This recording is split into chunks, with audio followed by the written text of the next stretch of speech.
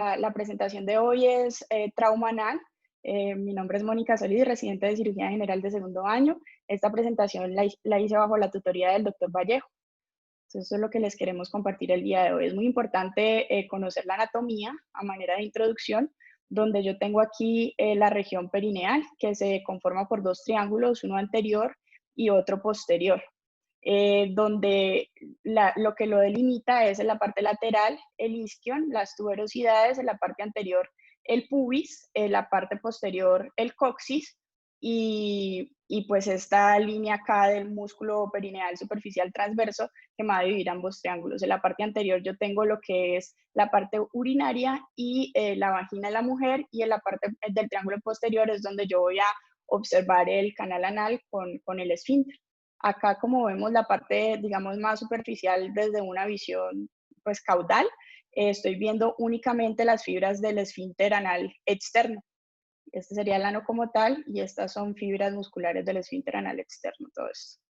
Y en esta imagen ya sí alcanzamos a mirar todo el canal anal como tal. Este sería el anodermo, y vemos la parte del esfínter anal externo y las fibras del esfínter anal interno, que serían estas.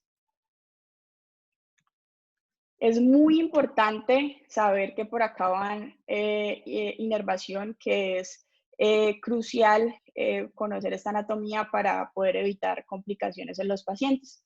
Entonces, estos son los nervios que vamos a encontrar: el nervio dorsal del clítoris, el labial posterior, las ramas posteriores perineales del cutáneo femoral, y las ramas profundas del nervio perineal, que estaría el nervio perineal, el nervio pudendo, y los ramos perforantes del cutáneo. Esto debe tratar de preservarse en una cirugía. Recordemos algo de la fisiología. La idea es que cuando la materia fecal llega a la ampolla, el recto se distiende, hay una relajación del esfínter anal interno. Ese contacto, entonces, si es conveniente evacuar el intestino, entonces va a haber es un acto reflejo, y va a haber una relajación del esfínter anal externo, y se va a dar la evacuación, la defecación. Pero si es inconveniente en ese momento, entonces lo que se va a dar es el efecto contrario, donde hay una contracción del esfínter anal externo, y por tanto se reacomoda la materia fecal en el colon y no hay evacuación. Y recordemos que esto pues es una vía que viene desde el sistema nervioso central, pasa por la médula, y que precisamente es un acto reflejo donde sale pues del centro de los nervios sacros de S2, de las ramas de los nervios sacros de S2 a S4. Y eso es lo que me va a dar el tono y la contracción del esfínter anal. Recordemos algo de la epidemiología. Se puede dividir en trauma de alta energía, que generalmente está asociado a lesiones de combate, y en trauma de baja energía. Entonces empecemos por el trauma de alta energía, que es donde hay más evidencia. Las lesiones perineales, pues estadísticas de Estados Unidos, son alrededor del 0.1%, más en hombres que en mujeres, son una proporción de 85-15, y el promedio de edad pues va a ser en adultos jóvenes de alrededor de 30 años. Hay lesiones perineales aisladas, sin embargo, estas son la minoría, que corresponden al 5.4% aproximadamente, y es más común ver lesiones en ese triángulo anterior que veíamos, que sería el que contiene el tracto urogenital, que lesiones en el triángulo posterior, que es donde se encuentra el ano y el esfínter, es menos común. La mortalidad pues ha ido disminuyendo a través del tiempo, como se ha mencionado ya en charlas anteriores, pero sigue siendo alta. Cuando son lesiones aisladas es de alrededor del 18%, cuando está asociado a lesiones complejas del 70%, y alrededor de un 20% de los pacientes pueden desarrollar complicaciones. En cuanto al trauma de baja energía, que ya sería más haciendo referencia al trauma civil como tal, entonces hay que tener en cuenta que la etiología más común va a ser las lesiones iatrogénicas asociadas al trabajo de parto, que corresponderían al 85% del trauma del esfínter anal, del ano. Las primíparas, cuando les hacen un endoultrasonido a las 6 semanas, se ha demostrado que, a pesar de no haber evidencia clínica, hasta el 35% de ellas pueden tener una lesión en el esfínter anal, y esto pues puede generar problemas como incontinencia fecal donde las que lo tienen presentan alrededor del 90% un compromiso del esfínter anal externo y un 65% un compromiso del esfínter anal interno. Puede ser también secundario al trauma cerrado, relacionado sobre todo con accidentes de tránsito, caídas, y penetrante, incluyendo relaciones sexuales, bien sea abuso sexual o algo pues permitido, o heridas por arma de fuego y por arma cortopunzante, que es lo que vamos a ver más comúnmente acá en Latinoamérica. Entonces, brevemente, mencionando una de las etiologías más comunes, recordemos que los desgarros obstétricos se clasifican en primer, segundo, tercer y cuarto grado. Los que tienen compromiso del esfínter anal como tal van a ser las lesiones de tercer y cuarto grado. Las lesiones de tercer grado se definen como aquellas que presentan discontinuidad de los músculos del esfínter anal y se divide ella misma en A, B y C. A sería cuando hay desgarro de menos del 50% del espesor del esfínter anal externo. B, cuando hay más del 50% de compromiso del esfínter anal externo. Y C, cuando ya hay un desgarro del esfínter anal interno. Y las lesiones de cuarto grado se definen como las que alcanzan a llegar hasta aquí, hasta donde está el epitelio anal. Como podemos ver aquí, 4. C sería con compromiso de 3C, con compromiso del esfínter anal interno. 3B, más del 50% del espesor del esfínter anal externo, que sería este, y 3A, menos del 50%. Esas son las que tendrían compromiso. Y aquí hay algunos ejemplos. Entonces aquí se observa, el examinador está haciendo un tacto rectal y en esta imagen podemos ver que el esfínter anal externo está íntegro, por lo tanto no tenemos lesión ahí, mientras aquí si vemos una laceración en el esfínter anal interno, el externo incluso está seccionado completamente, que está acá cogido con las pinzas, y acá alcanzamos a ver algo del epitelio anal.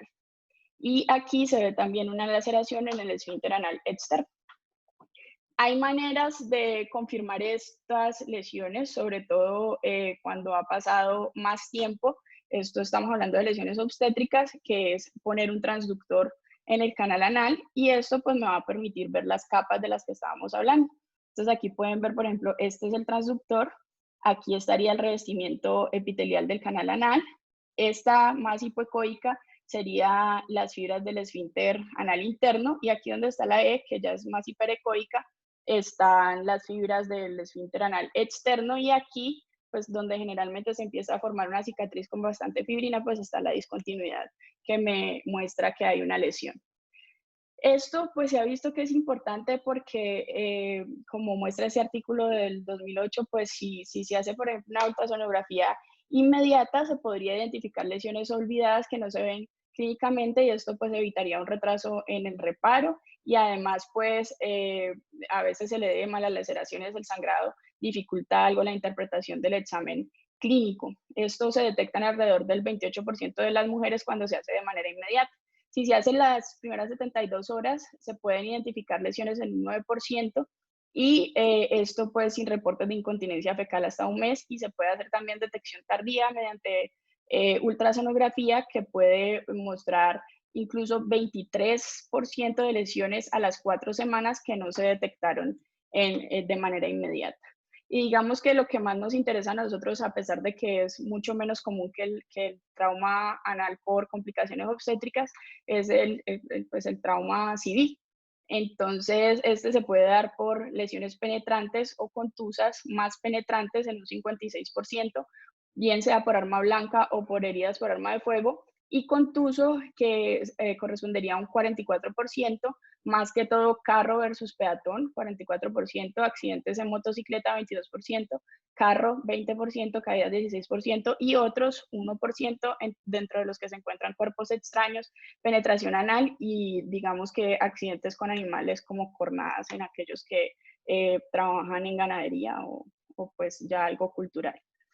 Recordar que hay todo un espectro de presentación pues del trauma anal, que puede venir desde algo muy simple como laceraciones, lesiones localizadas, lesiones difusas, empalamiento, o ya lesiones extensas con compromiso de órganos asociados, que es muy común.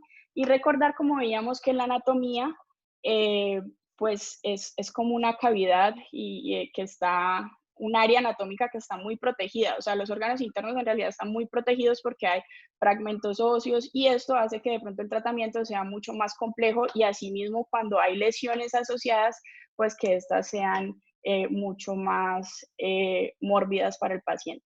En cuanto a la evaluación, recordar que el paciente se debe mirar como un conjunto. No es la prioridad evaluar el canal anal cuando llega el paciente traumatizado.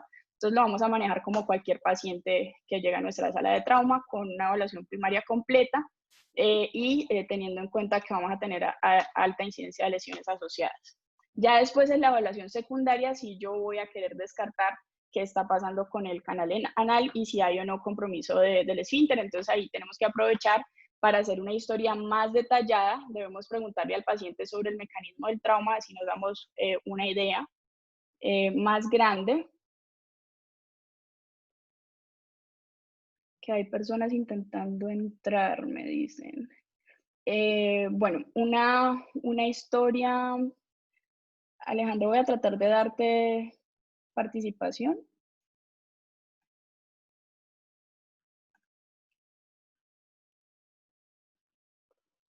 Bueno, hay que hacer un buen examen físico, otras ayudas diagnósticas, se realizaría la inspección, el tacto rectal que hace parte de la TLS como tal, y digamos que si hay duda, los exámenes recomendados serían realizar una proctoscopia o rectosigmoidoscopia y teniendo precauciones de no ir a exacerbar la lesión. El TAC en estos pacientes tiene un uso muy limitado como tal. Voy a intentar resolver esto porque hay muchas personas que me están escribiendo que quieren entrar y no han podido.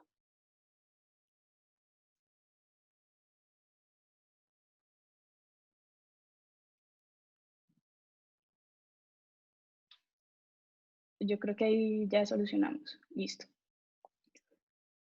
Bienvenidos a los que acaban de entrar. Bueno, entonces, como les decía, aquí, digamos, si uno tiene dudas, los exámenes indicados serían proctoscopia o rectosigmoidoscopia y evaluar para evaluar el canal anal y el esfínter. Y la TAC pues va a tener un uso limitado a menos que uno esté sospechando, por ejemplo, lesiones intraperitoneales o del recto como tal. Bueno, ¿qué es importante reconocer en el paciente? Uno, qué tan extenso es el compromiso de tejidos blandos, qué tanta pérdida de tejido hay, cuánto es el grado de contaminación de la herida, si hay heridas pélvicas asociadas o no, evaluar muy bien al examen físico el esfínter y el canal anal y evaluar también el grado de isquemia, porque todo esto va a ser muy importante a la hora de elegir el manejo del paciente. Y como yo sospecho al examen físico que hay lesiones asociadas, pues con signos clínicos como hematomas escrotales, hematoquesia, hematuria, priapismo, sangrado en el tacto rectal. Listo. Siguiente. Y esta la traje pues para mostrar que puede ser algo muy sencillo como algo muy complejo donde puede tener prácticamente compromiso de todo lo que hay en el área perineal y en sus alrededores, hasta incluyendo trauma óseo, de recto, genitales. Y es por esto que este tipo de trauma se debe abordar de una manera multidisciplinaria, donde haya un equipo conformado por urólogos, ginecólogos, ortopedistas, traumatólogos y por supuesto el cirujano de colon y recto, el cirujano general, pues dependiendo de las necesidades. Entonces ahora sí, hablemos un poco del tratamiento. Lo más importante es definir si el paciente necesita o se beneficia de una reparación aguda o una reparación diferida. Y esto va a depender sobre todo de como la energía del trauma. Si es un traumatismo de alta energía con un paciente politraumatizado que seguramente va a llegar hemodinámicamente inestable, es una de las opciones, pues entonces yo no me voy a preocupar por hacerle un reparo primario, sino que voy a hacerle un control de daños, voy a arreglar lo que diga, lo más importante del paciente y una vez estable, entonces yo pienso en un reparo definitivo del esfínter anal cuando el paciente ya se esté recuperando. Por el contrario, si es un trauma de baja energía, donde yo tengo una lesión del ano aislada, pues entonces yo ya digo, bueno, a este paciente le puedo hacer desbridamiento, reparación primaria y seguramente le va a poder dar salida. Entonces, ¿cuándo hacer reparación inmediata? En un paciente que está estable, que tenga una pérdida de tejido mínima. Primero yo le haría desbridamiento, luego el reparo inmediato, que consistiría en una esfinteroplastia, ya lo vamos a ver. Puede ser sobrepuesta, que sería la técnica, o término terminal, también se los voy a mostrar. Y se prefiere la sobrepuesta porque se ha visto que en la término terminal puede haber falla hasta del 42%, especialmente por la parte técnica. Y aquí es vital también la experiencia quirúrgica, porque el cirujano que conoce bien la anatomía y que realiza una buena técnica quirúrgica, pues va a favorecer al paciente en cuanto a esto. ¿Cuándo pensar aquí en una colostomía derivativa? La verdad, tratar de no hacerla cuando el paciente está estable y yo puedo hacer una reparación inmediata, y considerarla solo si hay compromiso extenso de tejidos blandos. No es necesaria siempre hacerla cuando el trauma anal es aislado, y ya lo que tenemos que hacer ahí es poner en una balanza la facilidad que va a ser para el paciente manejar el estómago versus manejar una incontinencia fecal severa, que ocurriría sobre todo cuando hay, por ejemplo, un ano flotante. Y cuando yo voy a preferir la reparación diferida, pues entonces si hay compromiso del esfínter anal interno importante o escaso del externo, se puede diferir. No se ha demostrado que haya mayor riesgo de incontinencia fecal, y hay que tener en cuenta también que cuando hay mucho grado de inflamación o hay discontinuidad completa de los esfínteres, pues entonces yo no voy a tener distorsión del plano anatómico, y pues tal vez sea mejor diferir entonces la reparación de ese paciente. O también cuando, digamos, hay una lesión desapercibida, que yo ya hago el diagnóstico después cuando los tejidos están muy edematizados, entonces también pensar en una reparación diferida. Listo. En caso de haber realizado una colostomía, es importante evaluar antes de yo cerrar la colostomía la función del esfínter. Y esto se puede hacer con ayudas diagnósticas como lo son la manometría y la ultrasonografía. Entonces, cuando yo decido hacer una colostomía derivativa, la principal indicación es cuando yo tengo compromiso completo del esfínter. Y a manera de control de la infección, que han propuesto que el control de la infección, esto es tradicionalmente, aunque algunas cosas como el lavado rectal distal ya están, digamos, en desuso, pero tradicionalmente se ha dicho así, las 4 Ds, que serían lavado rectal distal, derivación de la materia fecal, es decir, una colostomía derivativa, drenaje y realizar la cirugía de control de daños. Entonces, este es un pequeño algoritmo que encontramos en uno de los artículos, una revisión italiana, que hablaba que cuando yo tengo una lesión anal, una de las cosas importantes es identificar si hay lesión del esfínter anal o no. Si no la hay, entonces el paciente pues solamente va a requerir desbridamiento, pero si la hay, entonces mirar qué tan extensa es esa lesión. Si es destructiva, donde yo tengo bastante compromiso del esfínter, entonces podría ser una reparación primaria en el paciente estable más una colostomía nasa. Y si no es destructiva, reparación primaria con o sin colostomía, pero pues la evidencia ha mostrado que sobre todo en el trauma obstétrico, que no es necesario realizar una colostomía porque a la mayoría de las pacientes les va bien. Este, por ejemplo, sería un caso perfecto para ilustrar cómo luciría un paciente que necesita una colostomía derivativa, donde yo quiero tal vez evitar la contaminación y donde se observa un gran compromiso de el esfínter y de estructuras adyacentes, como pueden ver aquí, incluso de las vías urinarias de la uretra. Y que la cirugía de control de daños es muy importante aquí, como en este paciente que lo manejaron con múltiples lavados, desbridamientos y pues un sistema BAC que ayudó a preservar también los tejidos blandos, que eso es algo muy importante. Y finalmente hicieron unos colgajos que permitieron cerrar el defecto, nuevamente equipo multidisciplinario, y finalmente la corrección pues de la esfinteroplastia, luego el cierre total de los tejidos blandos, y le habían hecho una colostomía derivativa que se logró cerrar a las 6 semanas. Y en este paciente hubo una continencia excelente. Desafortunadamente el trauma anal como tal, aislado, no hay mucha evidencia. Este es un artículo que traje para compartir con ustedes, que es de trauma de alta energía en batalla de trauma anal como tal. Y ellos aquí ponen 2 cosas que me parecieron muy interesantes. La primera es que fueron 46 pacientes, a la mayoría de ellos, como pueden ver, les hicieron colostomía, a 10 de ellos no les hicieron colostomía, y trataron de mirar qué hacía que ellos eligieran, o sea, cuáles eran las características de los pacientes que iban a colostomía. Y dentro de las características estaban la edad, aunque pueden ver que los dos grupos eran pacientes jóvenes, un ISS mayor, favorecía que el cirujano prefiriera la colostomía y sobre todo que tuviera lesiones intraabdominales asociadas y colorectales, específicamente lesiones del recto como tal. Y este fue un análisis multivariado que trataron de evaluar aquellos factores que favorecían que el paciente se quedara con colostomía permanente y no se pudiera liberar de ello. Y el factor pues que incidió en esto fue la lesión asociada de cualquier órgano abdominal. Este, pues, es un pequeño algoritmo que resume más o menos lo que hemos dicho. En este artículo del que lo sacamos, pues, hablaban también de la retención de cuerpos extraños.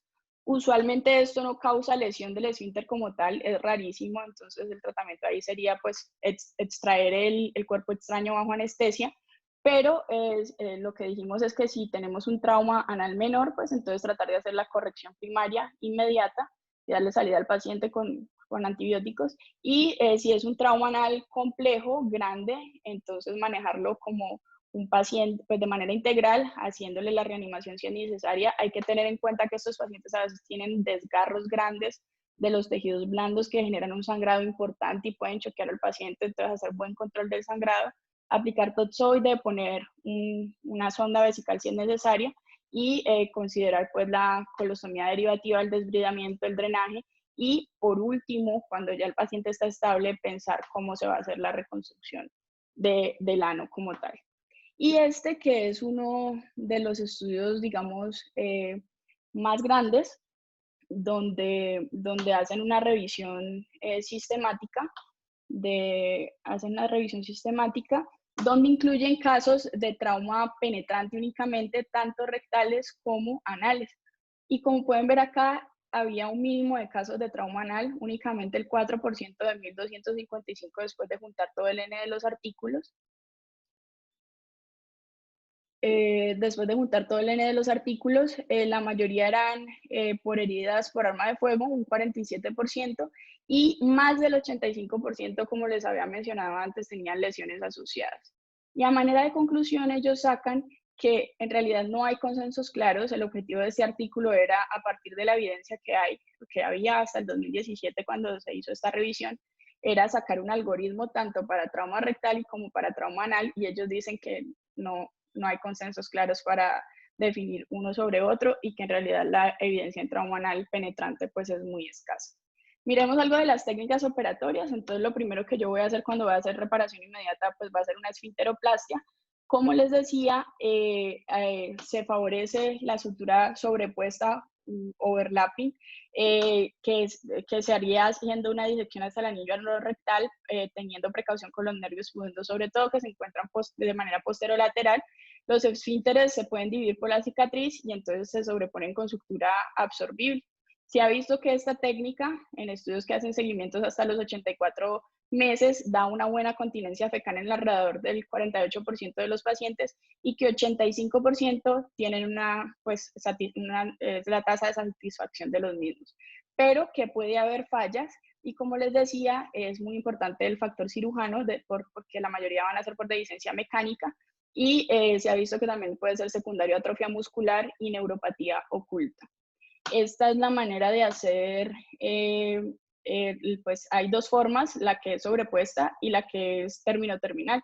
Esta sería término-terminal, que es simplemente afrontar los bordes, y hay que tener en cuenta que sí se realiza en toda la extensión del esfínter, porque si no nos puede pasar esto, y pues ese paciente va a tener problemas al final. Y esta es la sobrepuesta, que como su nombre lo dice, es que un borde se sobrepone al otro y ahí es donde yo lo voy a fijar. Y estas serían imágenes reales. Entonces aquí lo están haciendo, ¿sí? Uno por uno y quedaría sobrepuesta.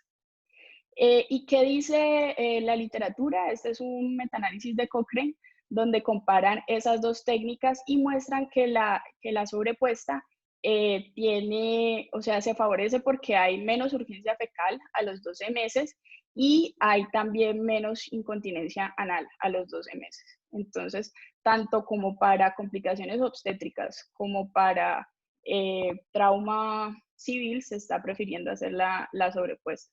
Tener en cuenta que un paciente que ha tenido una lesión del esfínter anal, de su canal anal, puede tener múltiples complicaciones y la principal va a ser incontinencia fecal, va a ser la más común. Pero también hay que tener en cuenta que puede tener el paciente problemas para la defecación, bien sea por estenosis o denervación rectal. También pues problemas psicológicos y, por ejemplo, relacionado con abuso sexual o, por ejemplo, el solo hecho de problemas sociales, la calidad de vida y psicológicos por colostomías persistentes, que también puede pasar. Y si no conocemos bien la anatomía y hay lesión de los nervios, de las ramas de los nervios sacros, pues entonces el paciente puede tener disfunción eréctil, incontinencia urinaria, retención urinaria. Entonces, como esta es la complicación más común, traje este algoritmo donde da un abrebocas de cómo se resolvería esta complicación. Entonces, el paciente que se presenta con incontinencia fecal, yo debo hacerle pues una historia clínica completa, el examen, lo primero que yo debo hacer es tratar de hacer manejo conservador. Entonces, educar al paciente, cambios en la dieta, como educación de pues, los momentos de ir al baño. Si esto falla, entonces dependiendo de los síntomas, yo voy a adicionar un medicamento, bien sea loperamida, pues si lo que tengo es más bien incremento de la frecuencia, diarrea, laxantes si el problema es constipación, irrigación también. Si esto falla, entonces yo debo considerar hacer exámenes adicionales para saber el estado del esfínter, como manometría no rectal, ultrasonografía endoanal y resonancia también es una opción. Y empezar a hacer terapia física, que serían básicamente los ejercicios de reentrenamiento. Si esto falla, o yo miro en alguno de esos test diagnósticos que hay un defecto del esfínter pues grande, entonces ese paciente sería candidato a esfinteroplastia. Y si esto falla, entonces como ya intenté la esfinteroplastia, entonces yo repetiría el ultrasonido. Si yo veo que el defecto está persistente, considerar repetir esa esfinteroplastia y por supuesto los ejercicios de reentrenamiento. Y si no veo ya ningún defecto en el esfínter, entonces yo debo es como considerar repetir ciertas estrategias como el reentrenamiento, ya vamos a hablar de la estimulación en nerviosa sacra, y otras técnicas que también las voy a mencionar ahora brevemente, como la graciloplastia, la utilización de un esfínter artificial que no es tan usual, etcétera. Entonces, estas opciones pueden servir tanto como para tratar de resolver la incontinencia fecal secundaria a la complicación del paciente, o también para hacer una reparación diferida de una lesión que haya sido bastante compleja. Entonces, la gluteoplastia consiste básicamente en reconstruir la unión anorrectal después de un trauma devastador, cogiendo el glúteo máximo, tunelizándolo y haciendo que este rodee el esfínter anal y pues haga las veces de esfínter. Se moviliza alrededor del canal anal y después de liberarlo del ligamento sacrococcigio. Las indicaciones, pues es cuando yo he hecho esfinteroplastias previas y han sido fallidas, cuando hay, por ejemplo, una incontinencia fecal neurogénica o, como les decía, cuando hay defectos severos y yo me voy a ir de entrada con la reconstrucción de estas. Resultados, se ha visto que el éxito es de alrededor del 66%, reducción de alrededor el éxito del 66% y reducción en la incontinencia sólida de un 70%. Otra de las estrategias es la graciloplastia, es otra técnica donde yo cojo un flap del músculo gracilis y lo tunelizo también para colocarlo alrededor del esfínter y lo fijo a la tuberosidad del isquion contralateral, como se ve en la imagen. Y esto también pues es una opción y describen que también se ha utilizado con técnicas donde se ponen estimuladores intramusculares para lograr de pronto una contracción sostenida que ayude pues a esta técnica donde yo he hecho ese flap. Colocación de esfínter artificial, de hecho fue una de las primeras soluciones que se describieron en 1987 para incontinencia fecal y la idea pues es imitar la función de un esfínter natural. Lo que se hace es poner un manguito inflable alrededor del canal anal y una bomba en el escroto o los labios vaginales que permita insuflarlo y pues así permitir continencia. Sin embargo, este método tenía alta tasa de fallas con una continencia apenas del 28% y además requería múltiples veces que se extrajera el implante por infección, erosión y por mal funcionamiento. Y esta es una de las técnicas, digamos, que más está ganando fuerza, que sería la estimulación del nervio sacro.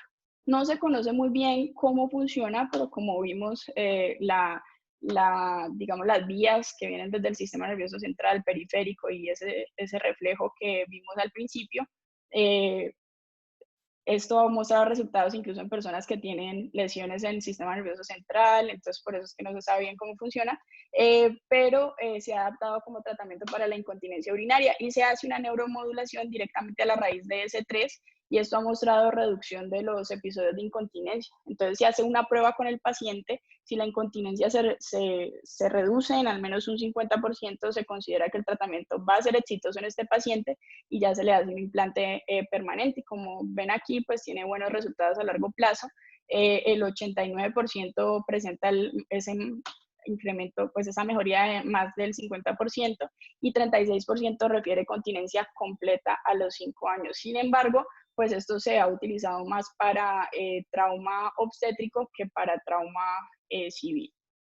Entonces, a manera de conclusión, tener en cuenta que el trauma anal es raro y es la causa más común, que la causa más común es la iatrogenia, sobre todo las complicaciones obstétricas, que debe ser abordado por un equipo interdisciplinario, que es importante reconocerlo de inmediato, favorecer mejores desenlaces, que las lesiones superficiales son candidatas a reparación primaria inmediata siempre y cuando el paciente esté hemodinámicamente estable y no haya gran compromiso de tejidos, que no debe haber temor de diferir la reparación, especialmente si son pacientes que tienen inestabilidad hemodinámica, que la decisión de colostomía derivativa va a depender principalmente de la contaminación, de la extensión del compromiso de los tejidos blandos, de si hay o no lesiones asociadas, del tiempo del diagnóstico, que también es importante, y del grado de la isquemia. Y eso era lo que les quería compartir brevemente. Entonces, el doctor Vallejo. Bueno, la verdad es que me parece que la doctora hizo una revisión que describe la situación del problema del trauma anal. Para darle cabida a los participantes, pues yo quisiera simplemente resumir con 3 cosas nomás. Lo primero y más importante es que la región anorrectal es una parte muy importante en la función de las personas y las secuelas que puede tener un daño o un manejo inadecuado de estos daños que los pacientes tienen pueden definitivamente significar problemas para toda la vida de los pacientes, volviéndole su calidad de vida, para utilizar una palabra del doctor Kestenberg, miserable. El trauma anal, como ustedes vieron, no tiene una incidencia muy alta, pero sí tiene una característica muy importante y es que cuando no es obstétrico, que es lo que nos interesa a nosotros, las lesiones asociadas son muy frecuentes y son muy graves y esto es lo que hace que tenga que tener uno muy claro cómo manejarlo. Yo pienso que de los mensajes claros de esta revisión que se tienen que dar para toda la vida de nosotros como cirujanos es saber qué es el perineo, que no solamente es ese pedacito entre el recto y la vagina, sino que es toda esa parte que va, como lo describió la doctora Mónica, desde el pubis hasta el sacro y los bordes laterales de la pelvis y en profundidad hasta el anillo anorrectal, básicamente. Segundo, que la mayoría de las veces las lesiones cuando son graves están asociadas a lesiones del triángulo anterior. Por esto es muy importante tener un protocolo de evaluación y de descarte de lesiones asociadas en esos pacientes, porque el no hacerlo significa que los pacientes van a tener lesiones olvidadas que pueden comprometerles la vida. Lo tercero es que tiene que tener uno claramente si el paciente va a tener o no necesidad de reparo primario o reparo diferido y si va a necesitar colostomía o no.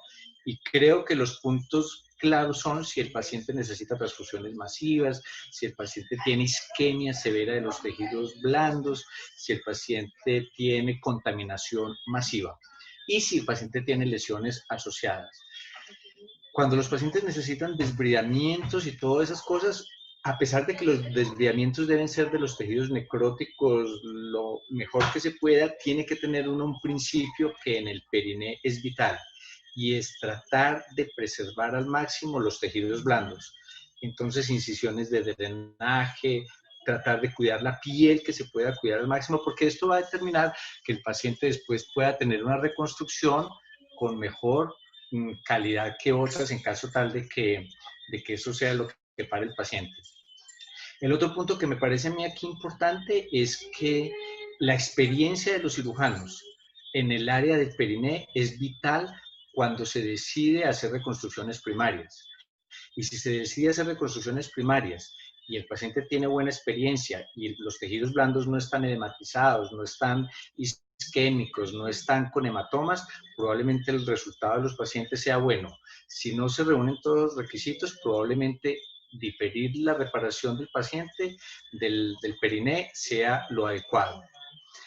Y un punto importante que por eso la doctora mencionó las técnicas de reconstrucción y todo esto es un tema que amerita una discusión, una revisión posterior, pero que yo quiero tocar superficialmente y es la incontinencia. La incontinencia es fundamental saber cómo se maneja, cómo se estudia y qué hay para hacerle a los pacientes. Esto ha evolucionado mucho el manejo de la incontinencia hasta tener en este momento claro que pacientes a los que uno les hace esas esfinteroplastias, todas estas reconstrucciones, los resultados funcionales después de cierto tiempo, después del año, empiezan a decrecer. Entonces, probablemente eso sean soluciones anatómicas buenas, más no fisiológicas y funcionales, y probablemente tiene que haber algo diferente.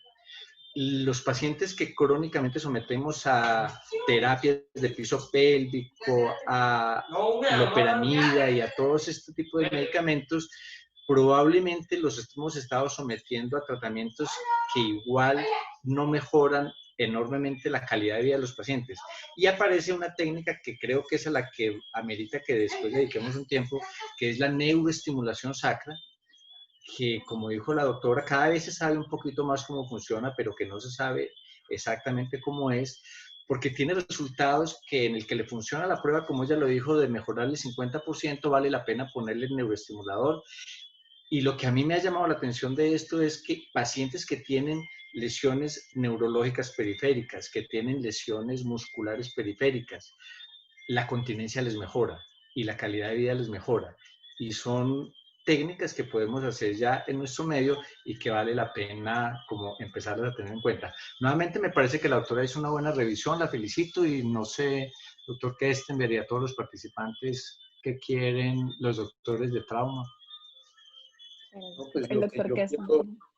lo que yo quiero decir es que Mónica hizo una revisión superlativa, especialmente por la búsqueda bibliográfica, porque no hay mucha literatura, no es fácil de encontrar, y ella rebrujó y encontró toda la que había y la que no había también, y hizo realmente una revisión muy, muy buena y muy bien presentada. Como ya lo mencionó John, esto es muy raro.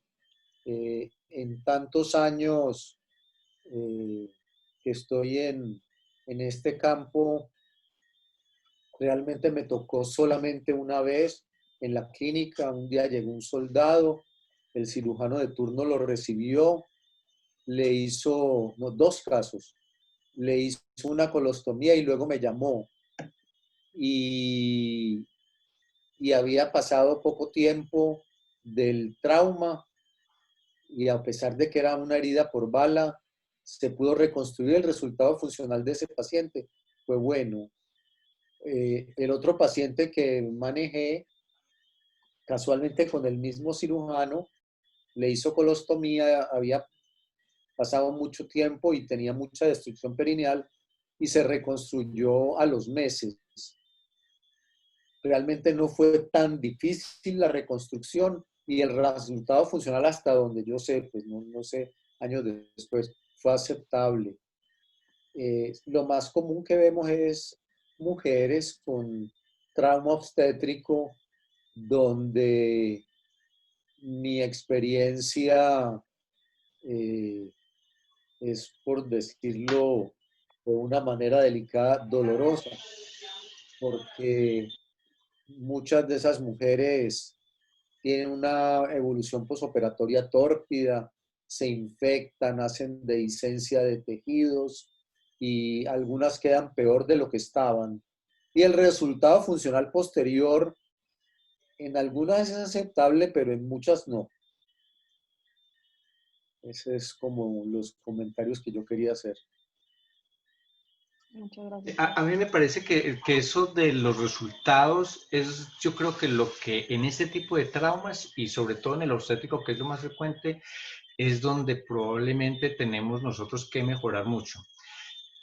Yo le insistí a la doctora Mónica que una de las cosas importantes que teníamos que dejar claro fuera de la parte anatómica, muscular y de la fisiología era la parte neurológica, porque nosotros es una parte que no sabemos evaluar muy bien y pues básicamente es porque usualmente no está muy metido uno mirando cuáles son los reflejos anorrectales, los reflejos bulbocavernosos, los clitoridianos, que son importantes para precozmente determinar si los pacientes tienen o no lesiones neurológicas.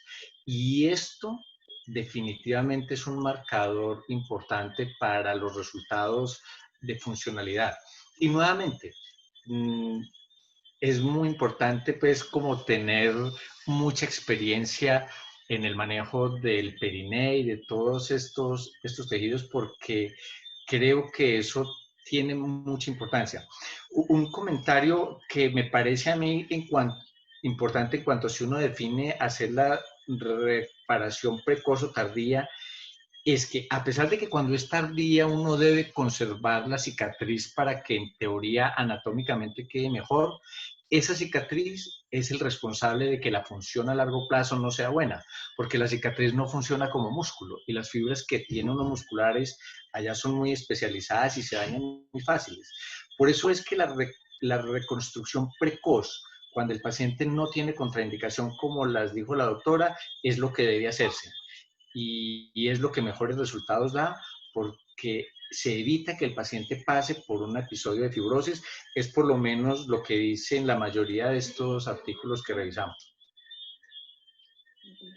¿El doctor Andrés Jaramillo quiere intervenir?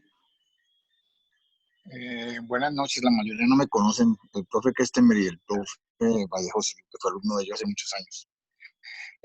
Me quedó sonando algo importante que mejor le escuché a la doctora y me llamó mucho la atención.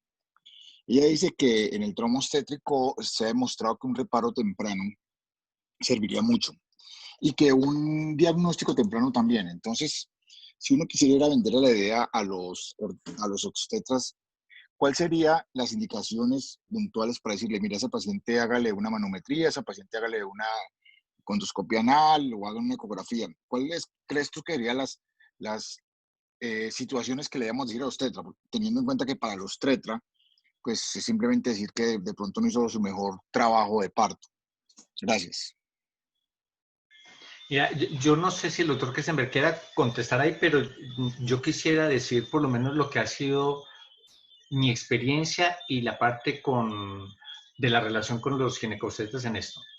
Yo creo que uno de los principales problemas con esto, pues en el daño del desgarro obstétrico, lo más importante es la prevención. Eso sí, pues yo creo que saliéndonos de ahí, y si ya falló esa primera parte donde se debería discutir si debe ser mediana o medio lateral, que no es el caso aquí, la prevención es lo más importante que tienen que saber eso. El segundo problema que tiene esto es que cuando se desgarra el aparato esfinteriano, los ginecobstetras no conocen muy bien la anatomía anorrectal. Y creo que eso es uno de los problemas grandes que hay para que los resultados de reconstrucción de esto sean buenos y cuando es un desgarro grado 4, la aparición de fístulas rectovaginales sea un problema. Entonces, yo creo que una de las cosas importantes que habría que hacer con esto, aunque la incidencia cuando la atienden obstetras que hacen técnicas adecuadas, pues es menor, es entrenarse muy bien en la anatomía anorrectal. Cuando ocurre y nos llegan a nosotros ya tardíamente o ahí cuando el ginecobstetra los llama a uno a los 2 o 3 días, que es el problema, y él ya le hizo una reparación primario, donde inclusive los materiales de sutura para la reconstrucción uno dice, bueno, ¿y qué hubiera pasado si no se hubiera hecho con un material absorbible de 2 días? Entonces, en ese momento tiene que evaluar uno muy bien todo lo que decía la doctora Mónica. Usualmente los desgarros ocurren en pacientes que tienen desproporciones fetopélvicas, donde probablemente tendrían a haber tenido indicación de cirugía o donde se utilizó instrumentación obstétrica para ese parto y donde pueden haber lesiones asociadas. Entonces, si a un paciente de estos tiene lesiones asociadas, digamos, del pudendo, y uno le hace la reconstrucción solamente, probablemente la incontinencia de ese paciente va a ser una parte importante. Entonces, yo creo que lo que hay que recomendar en ese momento es, mire, si fue un parto tan distóxico, debe descartar uno que no tenga el paciente lesiones múltiples, porque ese es un caso para una reconstrucción diferente.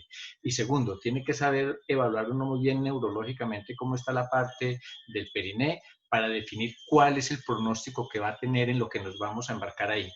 Y si definitivamente tiene lesiones múltiples, y tiene, que eso se ve con la endosomografía, y tiene lesiones neurológicas que se ve con los reflejos clínicamente o con los potenciales de latencia del nervio pudendo, entonces uno podría decir, probablemente sea mejor diferir esto y buscar una de las alternativas posteriores que tiene el paciente, como es la neuroestimulación y todo el resto de técnicas que hay.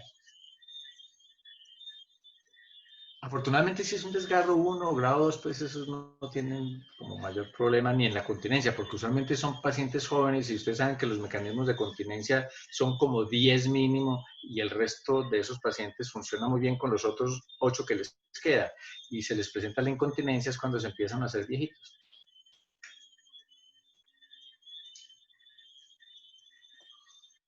No sé qué otro comentario tengan. Profe, buenas noches. Felicitarte, Mónica, por la charla. Profe Vallejo, muchas gracias. Profe Kestenberg y a todos. Una pregunta, en esos pacientes con fístulas recto-vaginales ya establecidas por un desgarro de estos, profe, el mejor reparo, ¿cuál es? Sobre todo de esa parte de ese recto inferior, que están bien pegadas a esa parte inferior. Yo creo que hay que clasificar la fístula y ahí, no sé el doctor Kestenberg qué tenga que decir pues inicialmente, si quieres, Abraham, decir. Muy bien pueda, John. Bueno, yo creo que la clave es clasificar muy bien la fístula y hay fístulas que son vagino-perineales, vagino-perineales que son cortas o largas y ya después la fístula recto-vaginal dependiendo pues de los grados de compromiso o no del esfínter. Las fístulas que son sencillas, usualmente hacer una resección parcial de eso con reconstrucción del tejido es suficiente. En las otras fístulas tiene que estar uno como muy atento a descartar, supongamos que la parte neurológica está buena y que eso ya lo tenemos identificado, es si hay o no lesión esfinteriana.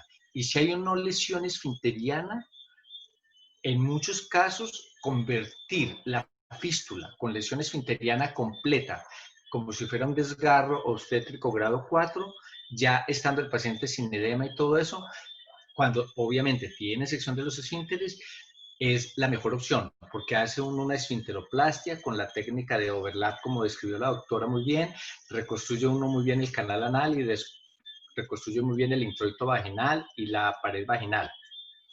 Si el paciente tiene buenos los esfínteres, yo creo que las técnicas de colgajos de avance transanal o transrectal son las más indicadas. ¿Por qué? Porque no está dañando uno los esfínteres, que es lo que uno tiene que preservar la continencia del paciente, y porque usualmente si esos pacientes no han sido operados o no han sido reconstruidos en las etapas iniciales, que esta es la parte importante, los tejidos no van a estar con mucha cicatriz y uno puede hacer los colgajos de avance con muy buena calidad. Otras técnicas como lo son las inyecciones de colágeno, el Surgisis o cualquier cosa de estas, definitivamente creo que la recurrencia es tan prohibitiva que eso no está indicado. Entonces, para resumirlo, yo diría, si hay lesión esfinteriana completa, casi que completar como si fuera un desgarro obstétrico grado 4 y hacer la reconstrucción, que de una vez queda reconstruido el periné.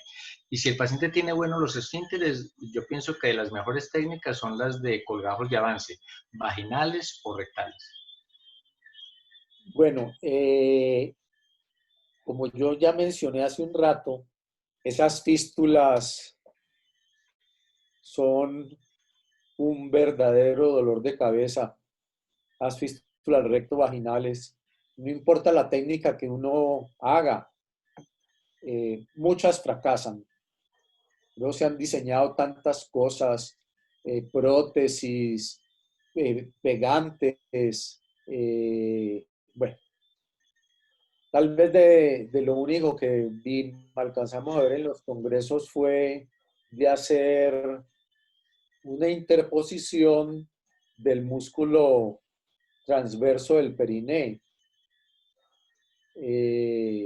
hacer el reparo y hacer la transposición o de, ¿cómo es que llama el musculito ese que va debajo del labio mayor, John? El bulbo carnoso, el Matthew. El Martius. Exacto. Mi experiencia es amplísima, un solo caso, con fracaso. Se dañó, se infectó y recurrió la fístula. Yo le tengo pánico, yo hago todo lo posible para que las pacientes me crean y no se hagan operar. No sé, Vallejo, ¿qué opinión No, tiene al a mí la verdad respecto? es que me gustan, a mí la verdad es que me gustan porque pues, sería de como de medir lo que uno ha hecho, pero igual, lo que dice Abraham es muy cierto, eso es un verdadero dolor de cabeza, pero cuando los pacientes tienen esas características que les dije, que obviamente cuando uno piensa en la esfinteroplastia o el colgajo es porque tiene un defecto, pues, que es lo que ocurre usualmente en los defectos obstétricos.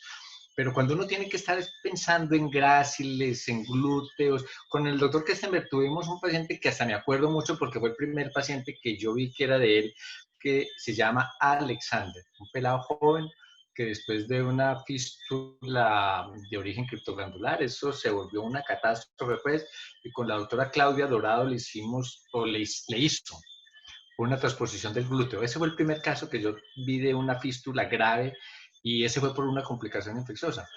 Y eso es complicado, ¿no? Es complicado, pero cuando es de estos otros iniciales que no han sido muy toreados y por eso es importante que eso lo maneje personas que conozcan bien la anatomía. Yo creo que la clave importante es conocer la anatomía. Sí, es muy complicado y creo que si uno tiene un paciente tan complejo como los que menciona el doctor Kestenberg, tiene que ser un abordaje por un equipo multidisciplinario, porque la verdad, donde haya un buen cirujano plástico que sepa de esto, donde uno sepa o no si el paciente amerita una colostomía de protección de eso, donde tiene que definir uno si el paciente tiene o no que tener el colon preparado. Y muy importante, si solamente es la fístula sin incontinencia, probablemente los resultados van a ser mejores, pero cuando la incontinencia está, ya es hablar otras palabras. Y ahí es cuando tienen que tener uno en cuenta todas estas cosas modernas que han aparecido, como la neuroestimulación, que yo soy un convencido pues en este momento que muchos pacientes que tienen una lesión inclusive esfinteriana, teniendo en cuenta que eso dura tan poquito, viendo los resultados de ahí de la neuroestimulación sin esfinteroplastia, yo creo que va a ser una conducta que probablemente es la que vamos a tener que ir admitiendo para este tipo de manejo. De acuerdo.